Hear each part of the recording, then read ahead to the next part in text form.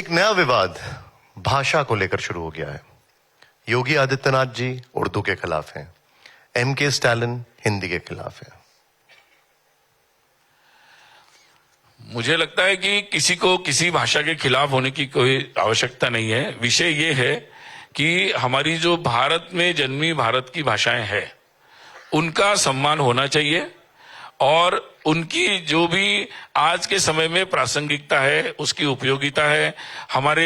हम बड़े से बड़े वैज्ञानिक काम भी अपनी भाषाओं में कर सकते हैं, उतना उनको सक्षम बनाना है। और इसके लिए समाज को, सरकारों को, जितने भी प्रकार के हमारे माध्यम होंगे उससे प्रयास होना चाहिए। और इसलिए मुझे लगता है इस तरीके से इसको देखना चाहिए।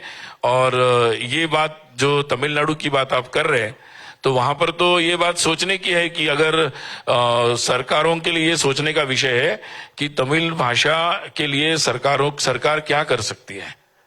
तो मुझे लगता है वहां तो तमिल मीडियम को इंग्लिश मीडियम रिप्लेस कर रहा है, इसके बहुत सारे आंकड़े आ रहे हैं। तो इस पर चिंता, अगर कोई वहां विषय है तो ये विषय है कि तमिल की और ज्यादा अच्छे से रक्षा कैसी की जाए और उसकी उपयोगिता आज के हमारे नई शिक्षा में भी कैसे उसकी बढ़ाई जाए। ये और उर्दू पर क्या कहेंगे जो यहाँ पर है? नहीं, उर्दू भी एक भाषा है, उर्दू भी एक भाषा है, बिल्कुल। और बहुत सारे इतिहास, लेकिन क्या है, देखिए ऐसा है कि अगर कोई भाषा में किसी को लड़ाना चाहता है या अपनी कोई धार्मिक आइडेंटिटी से भाषा को जोड़ता है तो वो गलत है। मतलब वो बात बिल्कुल गलत है। मैंने इसलिए कहा ना कि प्रश्न दृष्टि का ही आ रहा है, मतलब प्रश्न दृष्टि का आ रहा है कि आप हर चीज को अगर उस दृष्टि से जोड़ना चाहते हैं तो ये जो पूरी दुनिया में फंडामेंटल ताकतें, जो इस्लामिक फंडामेंटलिज्म है, ये अपने तरीके से नए नए पैतरा अपनाता है।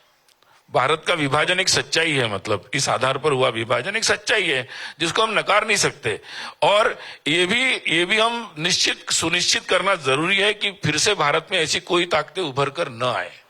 यानी आप ये ताकि हमें फिर किसी ऐसी परिस्थिति का सामना न करना पड़े जो आज बांग्लादेश को करना पड़ रहा है, जो शायद आज पाकिस्तान में अल्पसंख्यक हिंदुओं को करना पड़ रहा है। तो क्या भाषा के आधार पर ऐसा हो सकता है? नहीं, ऐसा है कि मैं ये कह रहा हूं कि भाई भाषा को भी किसी को इस तरीके से उपयोग नहीं करना चाहिए। परिसीमन को लेकर भी काफी विवाद हो रहा है। एमके स्टालिन कहते हैं कि इसके बाद दक्षिण भारत राज्य में जो सीटें हैं वो कम हो जाएंगी। ऐसा है कि अपनी अपनी राजनीति है हर एक की, और मुझे लगता है कि ऐसे जो मुद्दे होते हैं देश के, जो संविधानिक तरीके से होते हैं, उनको फिर अपनी राजनीति से नहीं जोड़ना चाहिए। क्योंकि हमारे देश में परिसीमन के बारे में एक कानून है, जब भी परिसीमन हुआ उसके एक्ट बना, उसके अनुसार परिसीमन हुआ और उसके नीति नियम है, उसके अनुसार होगा। अभी मुझे लगता है कि ऐसा कोई एक्ट प्रपोज ही नहीं हुआ है और ऐसी कोई बात आई नहीं है। जब आएगा तो उसकी चर्चा की जाए और ये सुनिश्चित किया जाए कि किसी के साथ कोई अन्याय ना हो। तो वो कहते हैं कि 1971 की जनगणना के हिसाब से परिसीमन किया जाए। मैं कह रहा हूं कि एक बार प्रपोज्ड एक्ट आ जाए फिर इसकी चर्चा होगी ना, क्या सही है क्या गलत है। एक बेसलाइन पक्की है कि किसी के साथ हम डेमोक्रेसी में रहते हैं, भारत के हर नागरिक का उतना ही अधिकार है, समान अधिकार है, उसकी सुरक्षा की जाए। उसके परिप्रेक्ष्य में इसकी चर्चा हो सकती है। अभी इमेजिनरी चर्चा करना राजनीति के अलावा और कुछ नहीं है। हाइपोथेटिकल है आप बता रहे हैं।